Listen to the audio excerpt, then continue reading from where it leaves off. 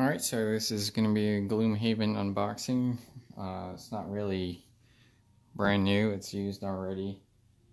Played it a few times, been enjoying it. As you can see, it's huge, so I'm having to use my bed. My table is occupied right now, and my dog is here to help. So, first thing is, always have trouble getting this closed and open. As you can see, absolutely large. Here's the art on the side. You got the characters all along the side. These are some of the monsters that you fight. Same thing on the other side. One thing that's interesting is the time increases for the number of players. So I found that to be not necessarily true. It didn't necessarily matter if it was 2, 3, or 4 people. It still took quite a bit per scenario.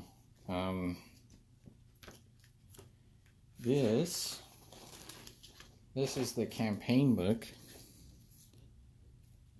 This has all the scenarios, so starting with number 1, Black Barrow, and then going into Barrow Lair. So it shows you how to set it up. On these little keys, it shows you which map pieces you need.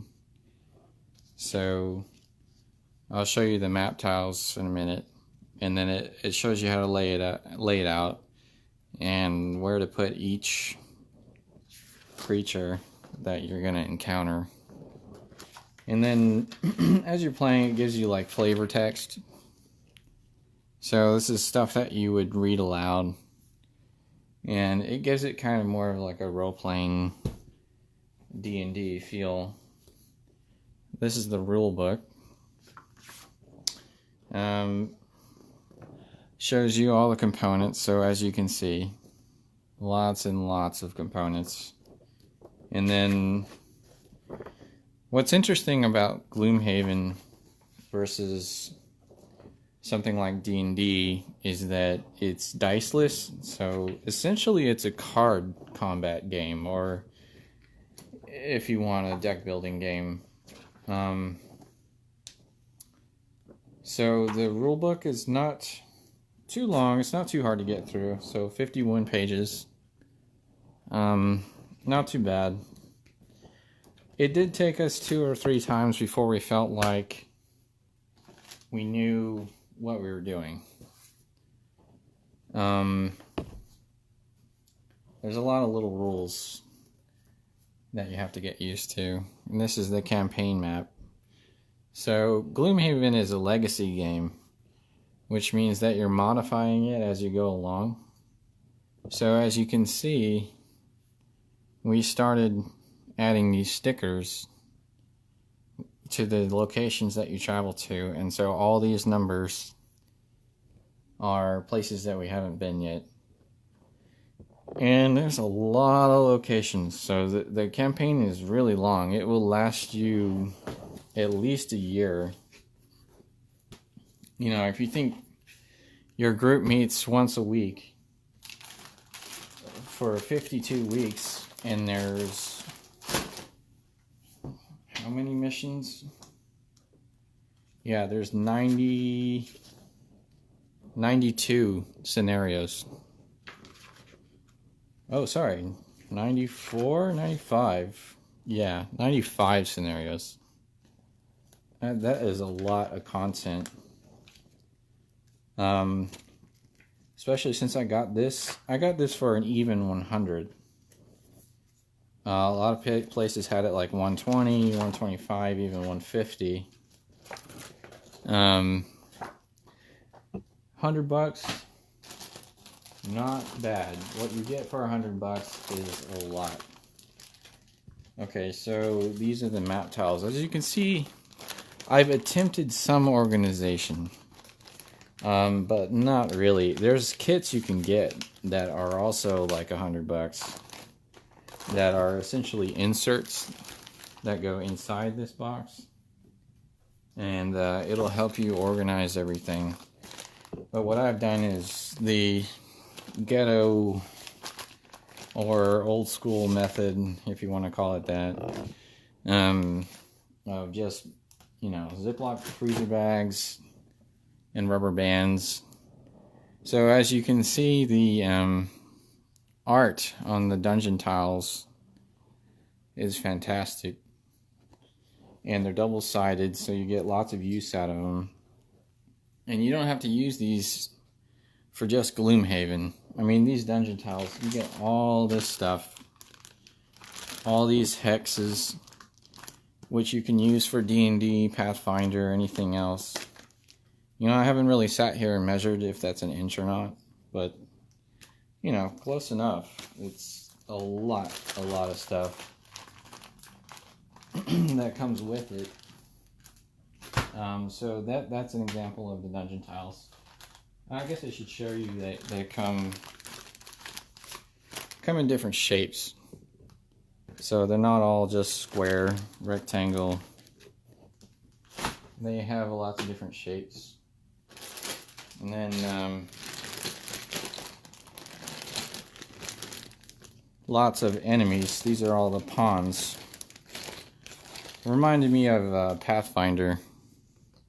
You know, that's their cheaper way of manufacturing everything so that you can have just a ton of enemies. So I've attempted to do some organizing by just grouping them together. But you can see the art on them is fantastic as well. And then you get little stands. These are removable. So you just figure out what you need for the scenario, and then you put the little stands on them. And definitely do that ahead of time. If you're hosting Gloomhaven, there's a little bit of dungeon master type work involved as far as looking at the scenario and then figuring out what you need. Okay, so these are a wood tile component. These go, here it is. As the turns go on, certain cards that you draw, all the elements here are going to be on inert, and then as you use them, they'll go up. So the battlefield gets charged with these elements. And then you have a round tracker as well, which is also very useful. Although I wish they had like a solid clip that would go on top of that. I guess there's nothing to stop me from putting a paper clip or something on there. But you get this piece right here is what you're supposed to use. So all the characters come in these little boxes. So these are the actual minifigs.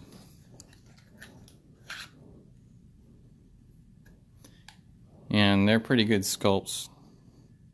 I haven't painted mine. Lots of people paint these. I'm too lazy to paint.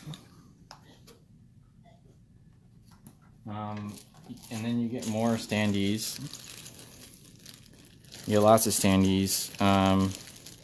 Usually the white ones denote like a regular villain versus a leader. The yellow one is the leader, usually in the scenario. And, you know, as a legacy game, there's certain stuff like, for example, this town records. We haven't opened it yet because we haven't been told to open it, so it's sealed. But then once you unseal it, there's no going back. it tells you to tear up cards too and to throw them away. But I honestly put them in a separate box and just held on to them in case we want to reset. These are all the characters. They have their own little envelopes. I've taken them, let's see, yeah, this one's empty. We had separate little boxes. So for 4 people that are playing this game right now, let's see, this one has stuff. For 4 people that are playing right now, we had like a separate little box where you put all your characters' items in there. So as you can see, it comes with a little, this is for Craghart. Comes with a little character sheet. Another thing that's reminiscent of D&D, but it's really small and frankly kind of hard to read, but not too bad, especially since you get a whole pad of them. You know, there's like 10 or 12 of these pages, and you know, how many times are you going to play this through with 95 scenarios? So all the envelopes come like this. They come with your, see, these are the cards. They come with a little sealed pack. And this is your character board. So there's flavor text on that. Again, fantastic art. And there's little trackers you can use. And then this is your actual playmat. So you can see there's a little note for discard, active, and lost cards. So it helps you because the cards fit off to the side. Whatever you're playing as active goes on top. Whatever's lost goes on the side. So you have that in front of you when you're playing. And it's super helpful. There's more cards in there. So, and then a few of these are, you start with them, right? So these are the 4, I believe there might be more, but if I remember right, there's about 4 of these that are open to begin with, that you're allowed to choose from, 4 or 5. And then, or maybe it's 6. I don't know. I haven't played in a little while, actually. Then as you go on, your characters retire, and then you can start choosing from these ones that are considered locked. And how they're locked is with a sticker. So again, that's part of the legacy style of the game, is once you, it's a little wax seal. Once you break this, that character is unlocked. And so we haven't seen what this character is. We don't know their name. I mean, you can look at YouTube, you know, playthroughs and whatnot, but I try not to spoil anything. Another thing is, that's a really cool design that I like, is, so this is Living Corpse, so this is your enemy cards. It shows you their stats, and if you want to adjust the difficulty, you just spin it like that. So let's say you want to go from level 1 to level 2, you just pop that in there, and so now it's a level 2. And then each little, this isn't a Living Corpse, but just for example, oh yeah, actually it is. So Living Corpse number 1, there's a little number on there, will correspond to this little section here.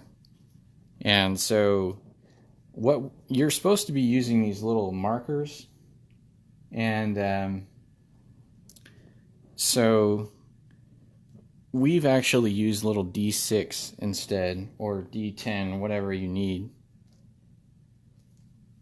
and just stack that on top.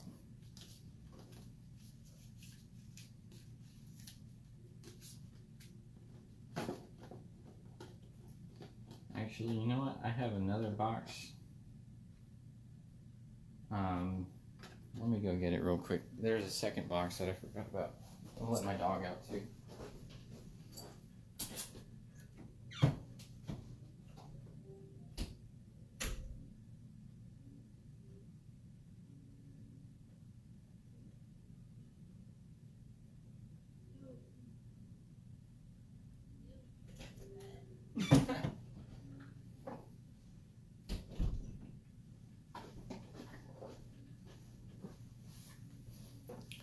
Alright, sorry about that. Hopefully I wasn't too long of a wait. Wanted to show you how I've organized all these tiny little tiles. Now this is just a little, it's a craft box for making beads, like jewelry. You're supposed to put a bunch of little beads down in there. But these are great. I found these at Michael's, I think.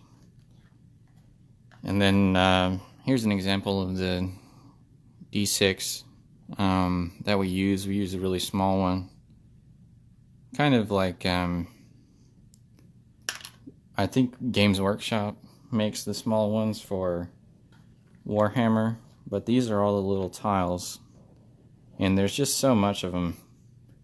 So, with these, again, like Living Corpse number 1, if he takes 1 damage, you're supposed to put 1 damage on there, and it's just a pain. So we actually just put, if he has, you know, 6 health, for example, which he doesn't, we just use that and then change it as it goes down. And then these are more map tiles. These are the smaller ones. Again, with a jewelry box organization. That's the most really that I've done without getting the $100 insert. But the art on these is pretty incredible too. Double-sided. You know, spike pit trap. That type of thing. All really good stuff. But as you can see, so much to it that I had to get a second box and put that off to the side, which I forgot about.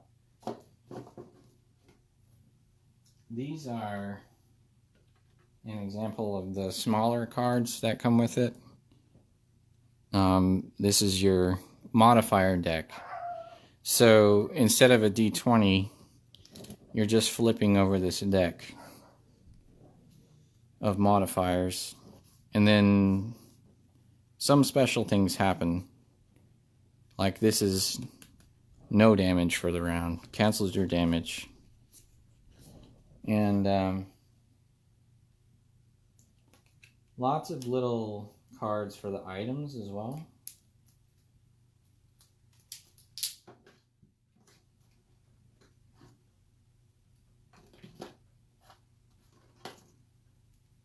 So this is an example of the item deck. Smaller than the rest of the cards. Let's see if there's one that's okay to open. We'll just use this one for example. So smaller, but great art.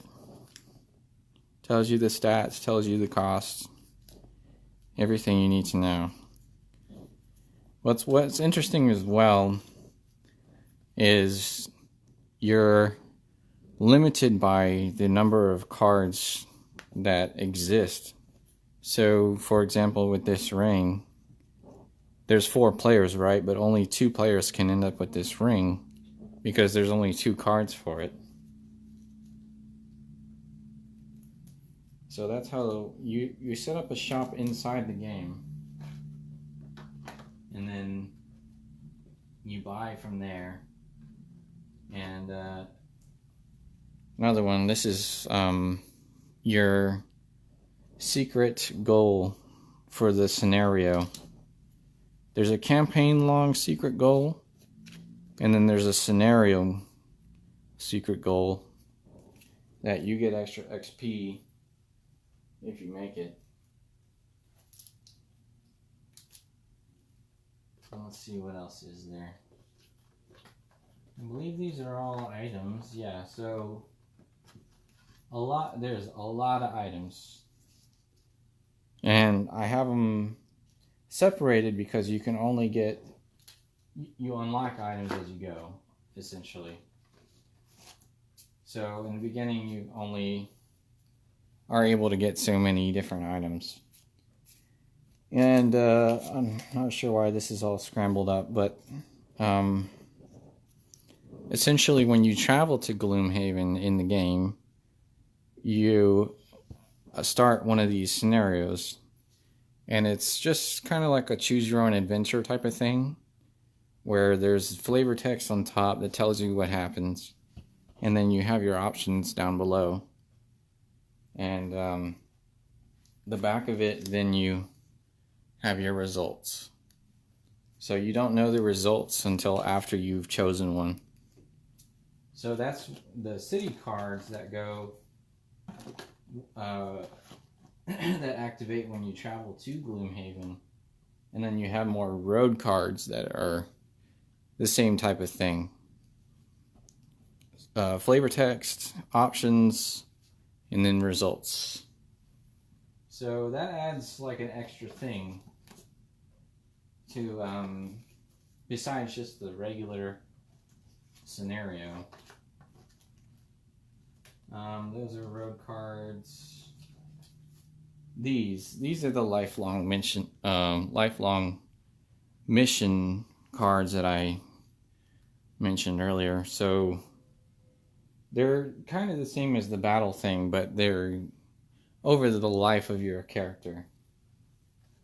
And those you keep secret, which is interesting. What else is there? Oh, I believe this is... I haven't really messed with these yet, but I think that they are for setting up a random scenario. Someone might want to comment and tell me what those are exactly for. I believe that's everything, other than these are the modifier deck or action deck. So your villains, there's no DM or no GM essentially, so this is what's going to decide what the villains are doing. So they lose a movement, but they gain +1 to their attack. So it kind of adds a randomization mechanism.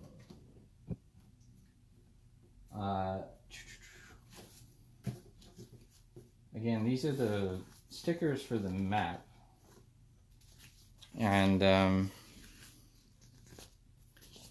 as you can see, once you peel them off, there's no going back. And then there's the achievement stickers for the campaign. We haven't achieved anything yet, so we haven't used them.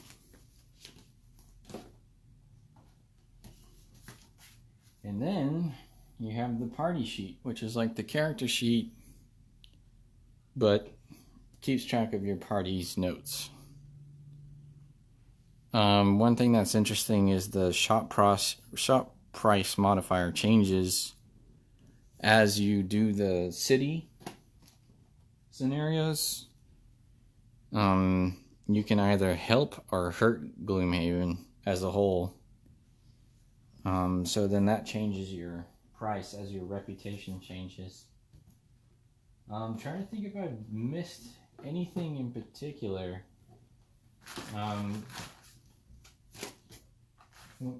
Take another look at these tiles.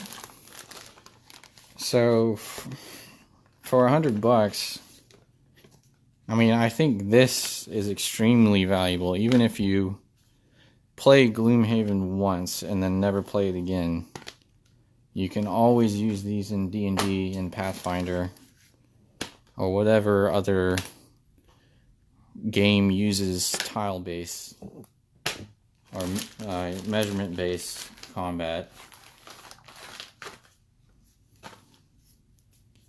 And just the detail is just so fantastic. Like, there's a torch on the wall, so it's painted to where it actually looks like it's lit up. You know, there's moss growing in between the tile. Just incredible art, especially for the price.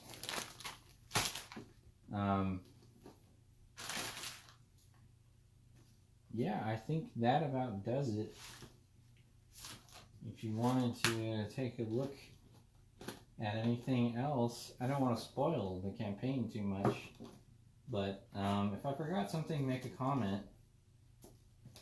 Again, there's just all these little things, just envelopes that we haven't opened because they're sealed and we don't even know what's in them. And it's, I mean, look at how much stuff you get for $100. It's such a fun game. I see why it's so popular, and we've enjoyed playing it a lot. Expensive, probably, yeah, that's my most expensive game, but well worth the price. Alright, thanks guys, talk to you later.